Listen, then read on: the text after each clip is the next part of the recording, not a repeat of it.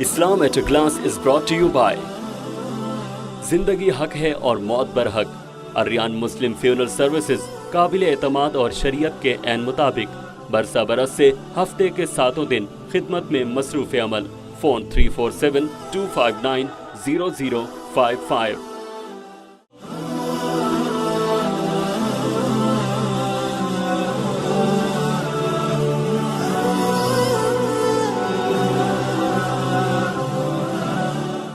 Assalamu alaikum wa rahmatullahi wa barakatuh. Alhamdulillah ahda wassalatu wassalamu man la nabiyya ba'da. Dear viewers, today our topic is Islamic attitude towards non-Muslims.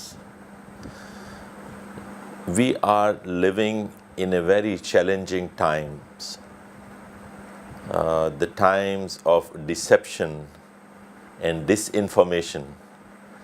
And there is a big network of communication now available through which the initial intention was very good, that these social media linkages were created in order to connect people all around the world. But unfortunately, in the last some years, we are seeing the trends that are very dangerous. Even in the last few years, we have seen that these networks has taken over the political world also. So the democracy cannot be trusted anymore. The stats show that for the events like the elections in United States or Brexit referendum, 87 million people, their records or their profiles were tracked, and their intentions and their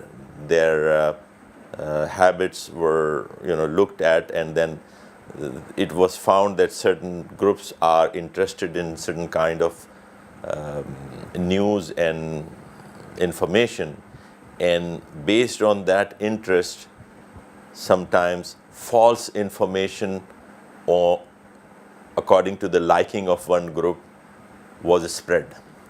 And in this way, the thinking and the options that a person has to select from were made limited. You can only think in one direction. So your thoughts are being channelized through these kinds of activities. The same goes true with the religious teachings and the teachings of various ideologies. There is stuff out there on the internet that claims to be the teachings of certain ideology or certain religion, where in actual it is not, and it is just on the name of certain religion or certain ideology. Some thoughts are being spread which has nothing to do with the original message, and same is true with Islam as well. So in case of Islam, our sources which we rely on, which we depend on, is Quran and Sunnah. These two, alhamdulillah, we always claim are preserved over 1400 years without much change. But what people play with now is with the interpretation of certain ayahs of Quran, for example, or even twisting the meanings of some of the ayahs to get what they want out of that. Islam and other religions and other ideologies, they pick up certain things and then try to, in many cases, try to create an atmosphere of hatred and dislike among the people. So it serves certain purposes for them. I don't know if they belong to certain interest group, maybe interested in selling weapons. I don't know. All the interest groups are taking advantage of this, so that they want the world to be in certain order, or I should say disorder, so that they can get their benefits or their interests. In this context, I want to point out one of the ayah that was after 9/11. I have seen that in many cases, at that time there was not much of the social media, but mostly the television. The television channels will invite one scholar of Islam, for example, in United States, Siraj Wahaj. They will invite him, they will tell him that we would like to know, Sheikh, what you are doing, what is your social work and all that. And when he is on there, in a program, they will put a question to him, what is that in this ayah 51 of Surah Maida in Quran, which says that don't take friends from Jews and Christians. This is spreading hatred. So they were following an agenda. They were creating fear among the people, hatred among the people, so that they can do certain things to Muslims. So it was part of the agenda.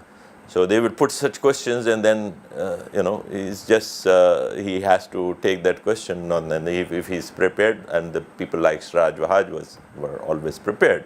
So they would answer. In certain cases, the people of not much knowledge were responded to such question in a way that is not proper, I should say. So this ayah which I am pointing to, this has been mentioned many times. The ayah number 57 of the same surah, Surah Al-Ma'idah, it says that Ya ayyuhal lazina amanu la tattakhuzul lazina takhuzu dinakum huzwan wa laibam minal lazina utul kitaba min qablikum wal kafirina awliya. So Allah subhanahu wa ta'ala is saying that don't take those from the Jews and Christians and the kuffar, your protectors or your guardians, who are mocking at you with respect to your deen or your Islam, and making fun of it. So such people should not be. I mean, this makes common sense. Anybody who does not take your beliefs seriously, you are not going to take him your protector or your intimate relationship with such person. You still will have some relationship, but will not have a relationship with such level. So this is actually the type of people which we are not supposed to have a relationship of taking them as your own guardian.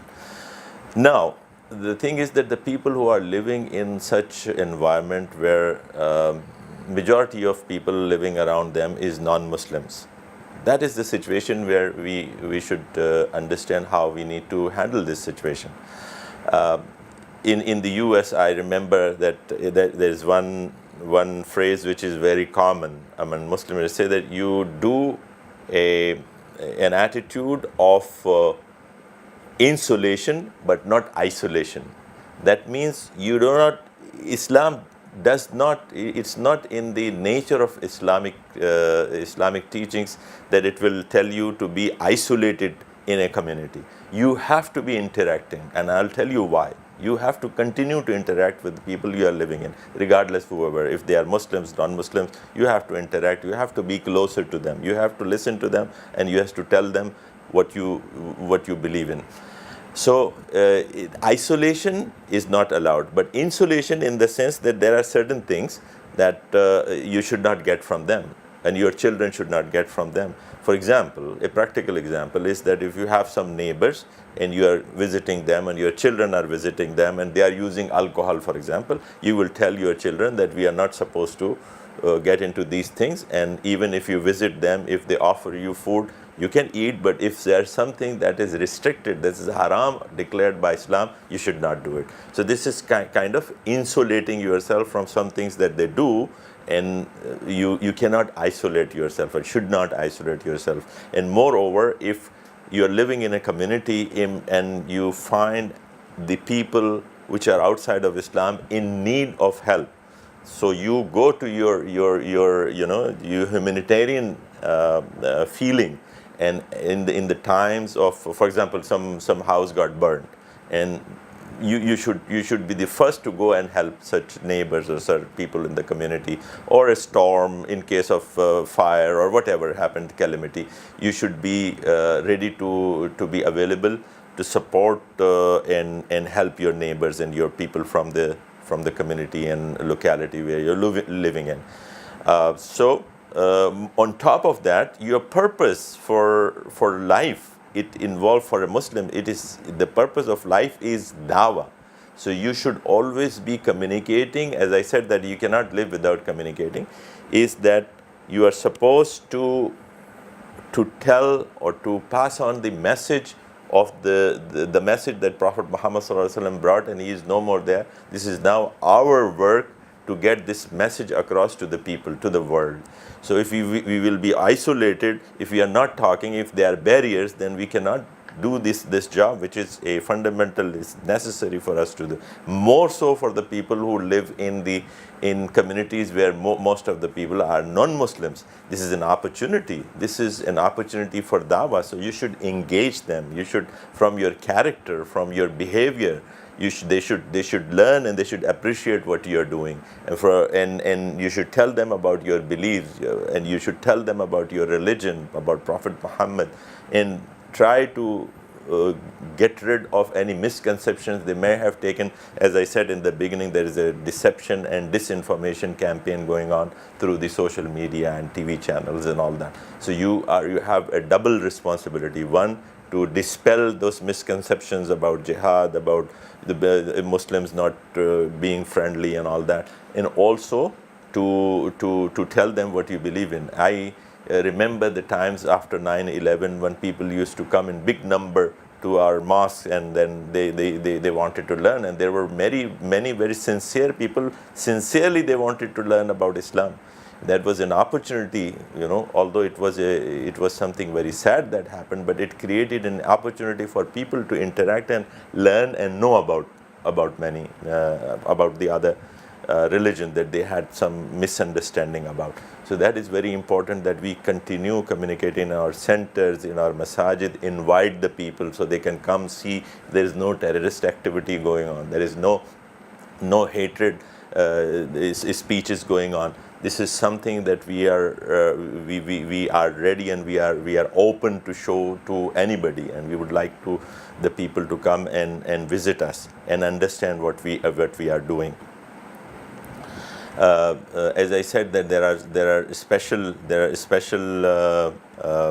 instructions when it comes to Jews and Christians, and in one of them is about it is allowed to marry in their woman. But I also said that it is not recommended. It is preferred that if a servant or a lower financial class woman from Muslim community is available, then you should marry her rather than going for one woman from the Ahl al-Kitab, which is of very high status. That is how the Islamic teachings tell us. So should not unnecessarily take the advantage of this concession or this permission, but we should our action is according to what is actually the spirit of that. But there are certain things which are not allowed for when it comes to the non-Muslims. One of them is the inheritance. The inheritance of for example, a person, it happens in US or in European countries that one person from the whole family becomes Muslims. And then when he or she becomes Muslim, the law of inheritance of Islam does not apply with the family. For example, if she has a lot of money or wealth and she dies, so her wealth will not, or his wealth, if he's a boy or man, will not be inherited by the non-Muslim parents or relatives. The same way, a non-Muslim parent, father or mother died and they left wealth, the Muslim son or daughter of such parents will not inherit it from the exemption is that from during the lifetime, if a non-Muslim parent or a Muslim parent to the other religion of their daughters and son, give something as a gift, that's a different thing. There are certain things which are not allowed with the non-Muslims. One of them is inheritance.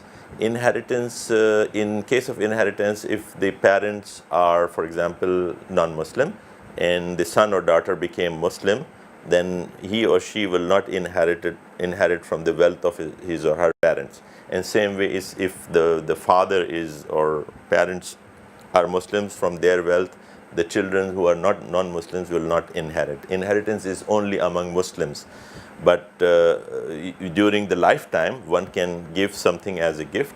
And also, if he or she wants to write a will, it is recommended that he can do for 30% of the total value, but not more than that.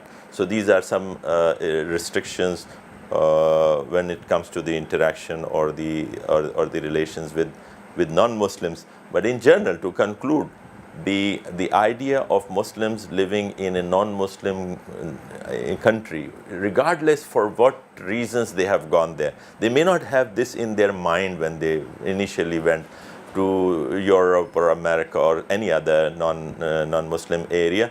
They may have gone there to earn some dollars, or they may have gone there to earn some degree, or any worldly reasons.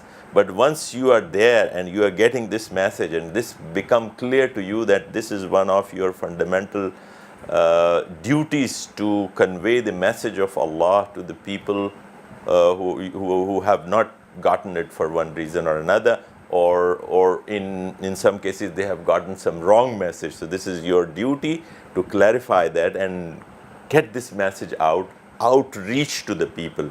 Don't live in a state where you are not communicating, and use the opportunities. I give you quickly 2-3 examples to finish this. Like in, again, referring to my friend Siraj Wahaj, who mentioned to me in one meeting that what he does is that when he's flying in an aircraft, what he does is he keeps a copy of Quran with him. And he said that I deliberately, if somebody is sitting next to me, I make it like this and start reading. So when he or she sees that, what is this strange writing, this Arabic is written there. So the question is, what is that you are reading? And that starts the engagement. And he starts talking about and clarifying and telling them what we believe in, what Islam is. The whole dawah thing starts right there. So you need to create and look for opportunities. I remember when we were there, there was a movie that was released on Passion of the Christ. And in that movie, there was, so many wrong things mentioned about Isa alayhi salam or the Christ. So we produced a CD with one of our American Muslim friend giving verbal information on that about what Jesus, who was Jesus, and how Islam believes about Jesus, and all that, about 20-30 minutes of that CD. And our young boys used to go and distribute it to the people who are coming out of the cinema halls after looking at that, what they have told them in that movie, that how Jesus was. And then they would listen in their car or at their home what Islam thinks about Jesus, which is a very high status. Islam is the only religion who give the utmost respect to Isa alayhi salam outside of Christianity. No other religion does that, and we have a very high status for Isa alayhi salam and all the prophets of Allah. أقول قولي هذا واستغفر الله لي ولكم ولسائر المؤمنين والمؤمنات. السلام عليكم ورحمة الله.